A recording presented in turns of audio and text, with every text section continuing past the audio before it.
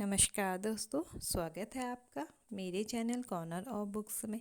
आज मैं आपके लिए मुंशी प्रेमचंद जी की पुनः एक नई कहानी लाई हूँ जिसका शीर्षक है घर जमाई। तो आइए सुनते हैं मुंशी प्रेमचंद जी की कहानी। हरिधन जेठ की दोपहरी में ऊख में पानी देकर आया और बाहर बैठा रहा। घर में से धुआं उठता नजर आता था। छन छन की आवाज़ भी आ रही थी।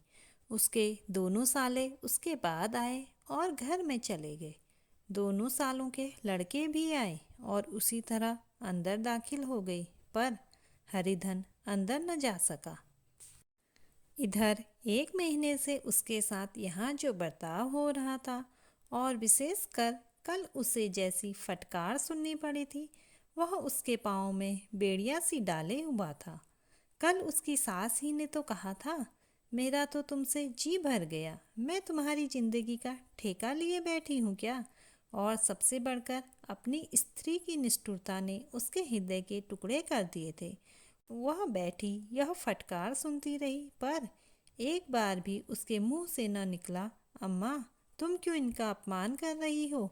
बैठी गट गट सुनती रही। शायद मेरी दुर्गति पर खुश हो रही थी। इस घर में वह कैसे जाए, क्या फिर से अपमान सहने, क्या फिर वही गालियाँ खाने और वही फटकार सुनने के लिए। और आज इस घर में जीवन के 10 साल गुजर जाने पर यह हाल हो रहा है। मैं किसी से कम काम नहीं करता हूँ। दोनों साले मीठी नींद सोते रहते हैं और मैं बैलों को सानी पानी देता हूँ, छाटी काटता हूँ। वहाँ सब लोग पल पल पर चिलम पीते हैं। मैं आंखें बंद किए अपने काम में लगा रहता हूँ। संध्या समय पर घर वाले गाने बजाने चले जाते हैं।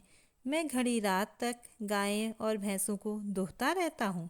उसका यह पुरस्कार मिल रहा है कि कोई खाने को भी नहीं पूछता, उल्टे और गालियाँ मिलती है। उसकी स्त्री घर से डोल लेकर निकली और बोली, जरा इसे कुएं से खींच लो, एक बूंद पानी नहीं है।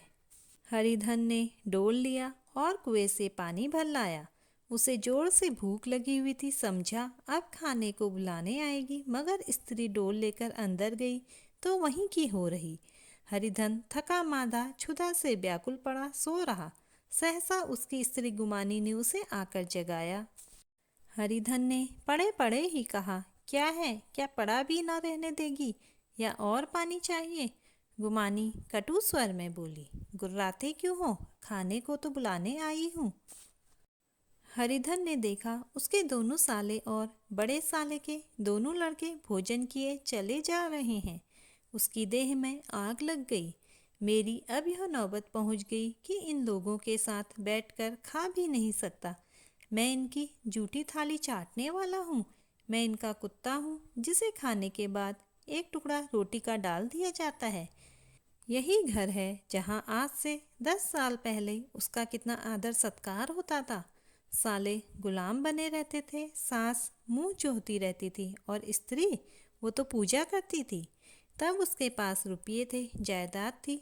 अब वह दरिद्र है। उसकी सारी जायदाद को इन्हीं लोगों ने कूड़ा कर दिया। अब रोटियों के भी लाले हैं।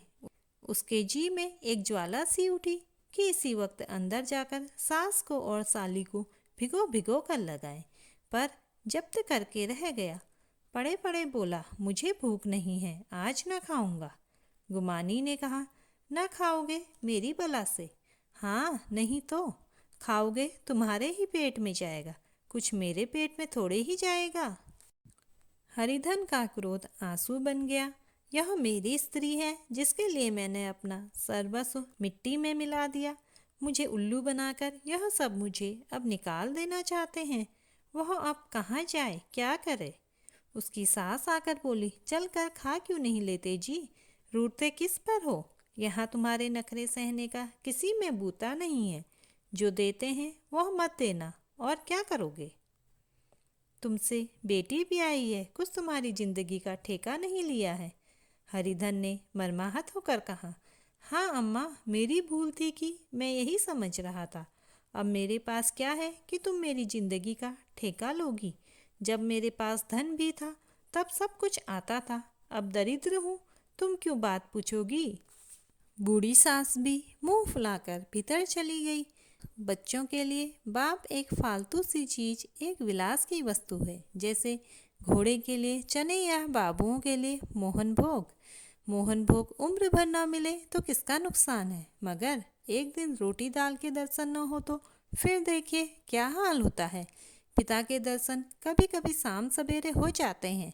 वह बच्चे को उछालता है, दुलारता है, कभी गोद में लेकर या उंगली पकड़कर सैर कराने ले जाता है। और बस यही उसके कर्तव्य की इति है। वह परदेश चला जाए, बच्चे को परवाह नहीं होती, लेकिन माँ तो बच्चे का सर्वस्व है। बालक एक मिनट के लिए भी उसका वियोग नहीं सह सकता। पिता कोई हो उसे परवाह नहीं, केवल एक उछालने कूदने वाला आदमी होना चाहिए। लेकिन माता तो अपनी होनी चाहिए, 16 आने अपनी। वही रूप, वही रंग, वही प्यार, वही सब कुछ। वह अगर नहीं है तो बालक के जीवन का स्रोत मानो सूख जाता है। फिर वह शिव का आनंदी है, पर फूल या जल चढ़ाना लाजमी नहीं, अख्तियारी है। हरिधन की माता का आज 10 साल हुए देहांत हो गया था। उस वक्त उसका विवाह हो चुका था। वह 16 साल का कुमार था, पर माँ के मरते ही उसे मालूम हुआ कि मैं कितना निसहाय हूँ। जैसे उस घर पर उसका अधिकार ही ना रहा हो। बहनों के विवाह हो चुके थे, भाई कोई दूसरा ना था। बेचारा अकेले घर में जाते भी डरता था। माँ के लिए रोता था, पर माँ की परछाई से डरता था। जिस कोठरी में उसने देह त्याग किया था, उधर आंखें तक न उठाता। घर में एक बुआ थी, वह हरिधन को बहुत दुलार करती। हरिधन को अब दूध ज़्यादा मिलता, काम भी कम करना पड़ता। बुआ बार बार पूछती, बेटा कुछ खाओगे? बाप भी अब उसे ज़्यादा प्यार करते, उसके लिए एक अलग गाय मंगवा दी। कभी कभी उसे कुछ पैसे देते कि जैसे चाहे खर्च करे, पर इन मरहमों से वह घाव न पूरा होता था जिसने उसकी आत्मा को आहत कर दिया था। वह दुलार और प्यार बार बार माँ की याद दिलाता। माँ की घुड़कियों में जो मजा था, क्या वह इस दुलार में था? माँ से मांग कर, लड़कर, ठुनक कर, रूठ कर लेने में जो आनंद था, वह क्या भिक्षादान में था? पहले वह स्वस्थ था, मांग मांग कर खाता था, लड़ लड़ कर खाता था। अब वह बीमार था, अच्छे से अच्छे पदार्थ उसे दिए जाते थे, पर भूख न थी। साल भर तक वह इसी दशा में रहा। फिर दुनिया बदल गई। एक नई स्त्री, जिसे लोग उसकी माता कहते थे, उसके घर में आई और देखते देखते एक काली घटा की तरह उसके संकुचित भूमंडल पर छा गई। सारी हरियाली, सारे प्रकाश पर अंधकार का पर्दा पड़ गया। हरिधन ने इस नकली माँ से बात तक न की, कभी उसके पास तक नहीं गया। एक दिन घर से निकला और ससुराल चला आया। बाप ने बार बार बुलाया, पर उसके जीते जी वह फिर उस घर में न गया। जिस दिन उसके पिता के देहांत की सूचना मिली, उसे एक प्रकार का ईर्ष्यामय हर्ष हुआ। उसकी आंखों में आंसू की एक बूंद भी न आई। इस नए संसार में आकर हरिधन को एक बार फिर मात्र स्नेह का आनंद मिला। उसकी सास ने ऋषि वरदान की भांति उसके शून्य जीवन को विभूतियों से परिपूर्ण कर दिया। मरुभूमि में हरियाली उत्पन्न हो गई। सालियों की चूहल में, सास के स्नेह में, सालों के वाक विलास में और स्त्री के प्रेम में उसके जीवन की सारी आकांक्षाएं पूरी हो गई। सास कहती, बेटा तुम इस घर को अपना ही समझो, तुम ही मेरी आंखों के तारे हो। वह उससे अपने लड़कों की बहुओं की शिकायत करती। वह दिल में समझता था, सास जी मुझे अपने बेटों से भी ज़्यादा चाहती है। बाप के मरते ही वह घर गया और अपने हिस्से की जायदाद को कूड़ा करके रुपये की थैली लिए फिर आ गया। अब उसका दूना आदर सत्कार होने लगा। उसने अपनी सारी संपत्ति सास के चरणों पर अर्पण करके अपने जीवन को सार्थक कर दिया। अब तक उसे कभी कभी घर की याद आ जाती थी, अब भूल कर भी उसकी याद ना आती, मानो वह उसके जीवन का कोई भीषण कांड था जिसे भूल जाना ही उसके लिए अच्छा था। वह सबसे पहले उठता, सबसे ज़्यादा काम करता। उसका मनोयोग और उसका परिश्रम देखकर गांव के लोग दांतों उंगली दबाते थे। उसके ससुर का भाग्य बखारते, जिसे ऐसा दामाद मिल गया। लेकिन ज्यों ज्यों दिन गुजरते गए, उसका मान सम्मान घटता गया। पहले देवता था, फिर घर का आदमी, अंत में घर का दास हो गया। रोटियों में भी बाधा पड़ गई, अपमान होने लगा अंदर। अगर घर के लोग भूखे मरते और साथ ही उसे भी मरना पड़ता तो उसे जरा भी शिकायत न होती। लेकिन जब वह देखता और लोग मूंछों पर ताव दे रहे हैं, केवल मैं ही दूध की मक्खी बना दिया गया हूँ, तो उसके अंत स्थल से एक लंबी ठंडी आह निकल जाती।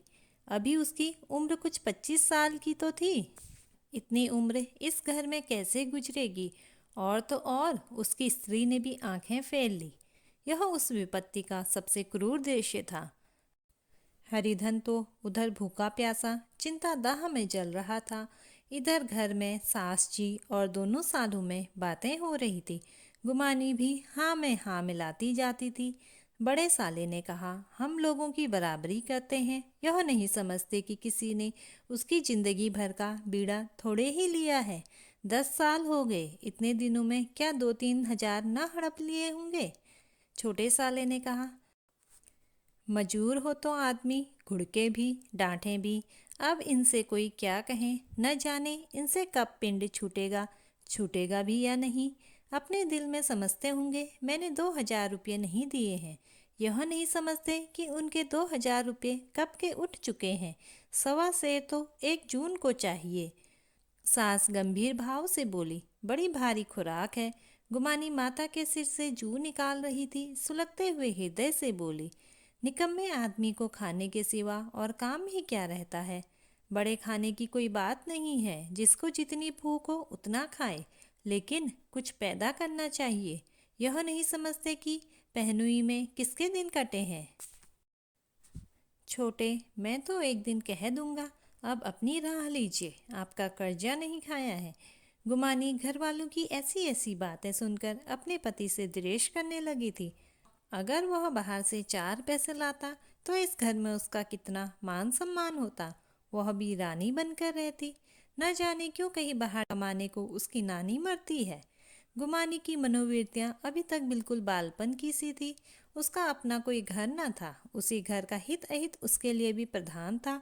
वह भी उन्हीं शब्दों में विचार करती, इस समस्या को उन्हीं आंखों से देखती जैसे उसके घर वाले देखते थे। सच तो है, 2 हजार रुपये में क्या किसी को मोल ले लेंगे? 10 साल में 2 हजार रुपये होते ही क्या है? 200 ही तो साल भर के हुए।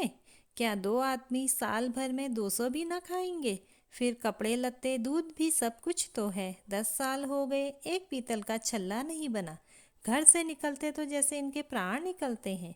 जानते हैं, जैसे पहले पूजा होती थी वैसे ही जन्म भर होती रहेगी। यह नहीं सोचते कि पहले और बात थी, अब और बात है। बहू ही पहले ससुराल जाती है तो उसका कितना महात्म होता है। उसके डोली से उतरते ही बाजे बजते हैं। गांव मोहल्ले की औरतें उसका मुंह देखने आती हैं और रुपये देती है। महीनों उसे घर भर से अच्छा खाने को मिलता है, अच्छा पहनने को। कोई काम नहीं लिया जाता। लेकिन 6 महीने बाद कोई उसकी बात भी नहीं पूछता। वह घर भर की लौंडी हो जाती है। उनके घर में तो मेरी भी वही गति होती। फिर काहे को रोना? जो यह कहो कि मैं तो काम करता हूँ तो तुम्हारी भूल है।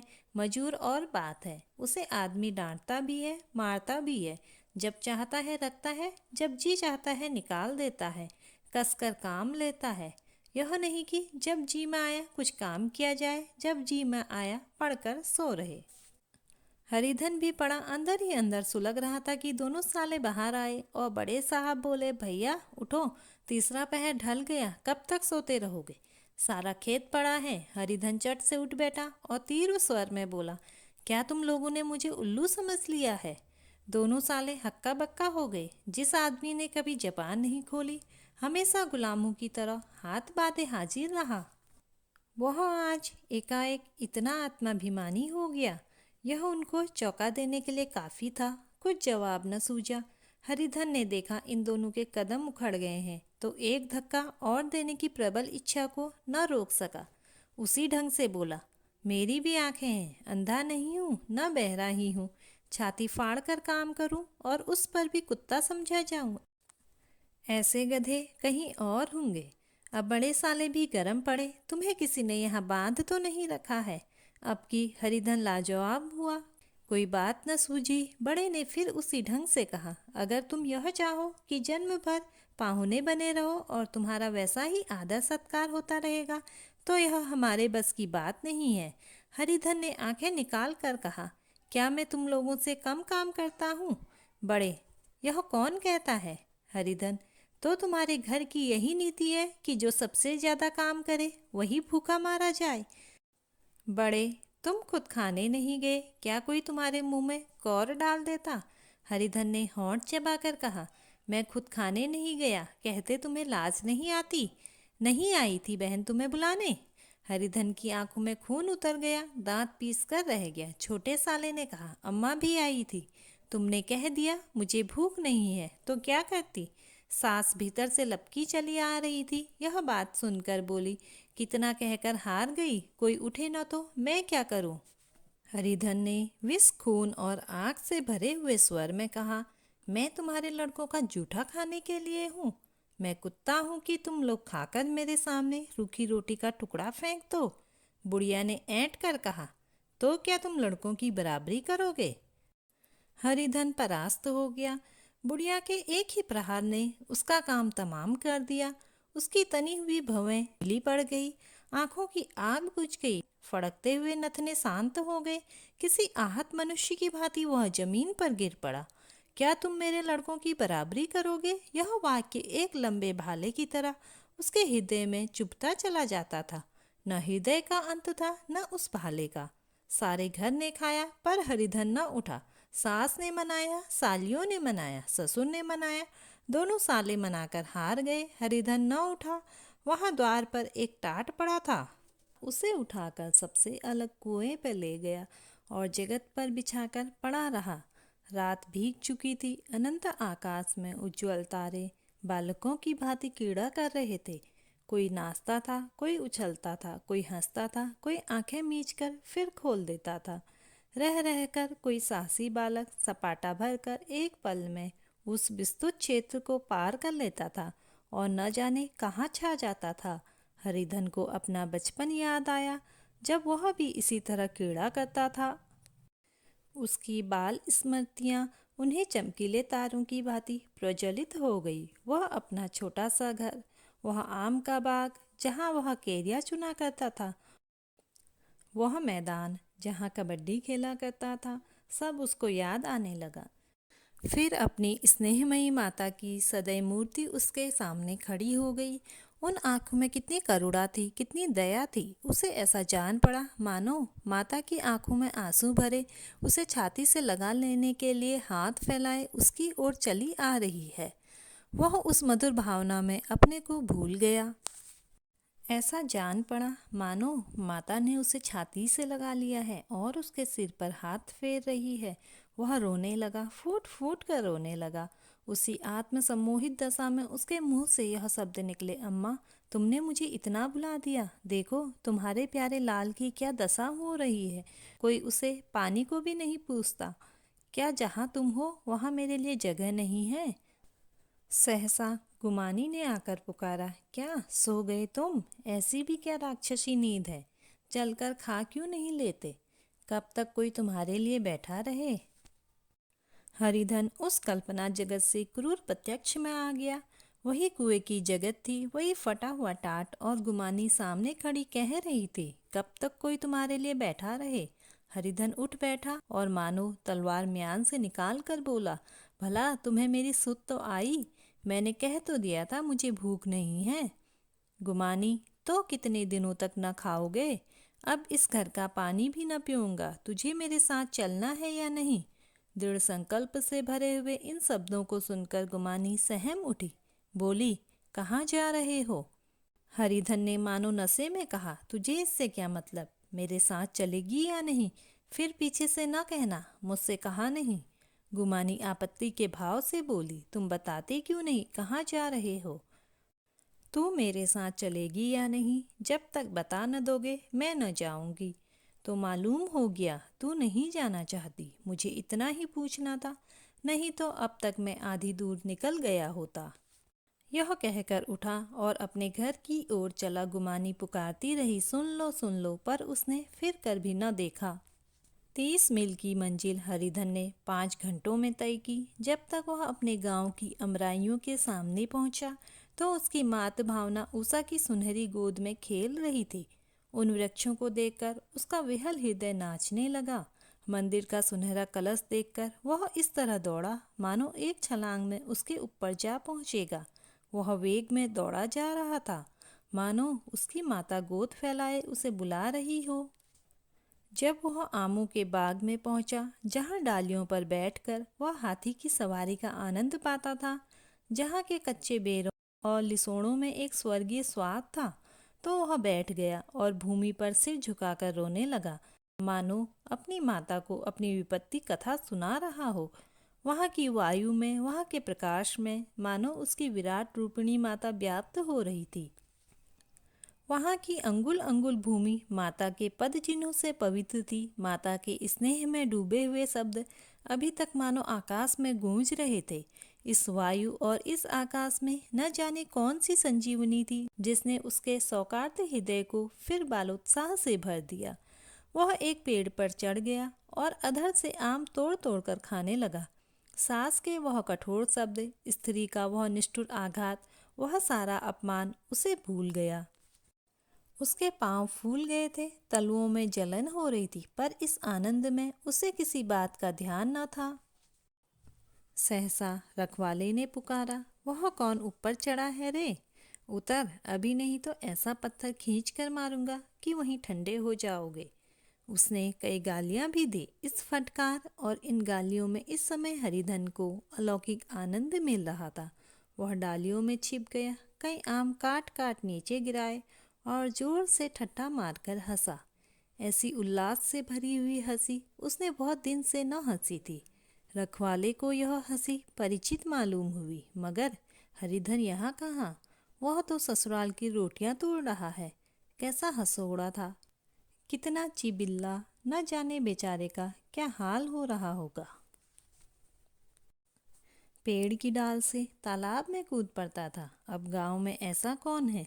डांट कर बोला, वहां से बैठे बैठे हंसोगे तो आकर सारी हंसी निकाल दूंगा, नहीं तो सीधे उतर आओ। वह गालियां देते जा रहा था कि एक गुठली आकर उसके सिर पर लगी। सिर सहलाता हुआ बोला, यह कौन शैतान है? नहीं मानता? ठहर तो मैं आकर तेरी खबर लेता हूँ। उसने अपनी लकड़ी नीचे रख दी और बंदरों की तरह चटपट ऊपर चढ़ गया। देखा तो हरिधन बैठा मुस्कुरा रहा था। चकित होकर बोला, अरे हरिधन, तुम यहाँ कब आए? इस पेड़ पर कब से बैठे हो? दोनों बचपन के सखा वहीं गले मिले। यहाँ कब आए? चलो घर चलो। भले आदमी, क्या वहाँ आम भी मयस्सर न होते थे? हरिधन ने मुस्कुरा कर कहा, मंगरू, इन आमों में जो स्वाद है वह और कहीं के आमों में नहीं है।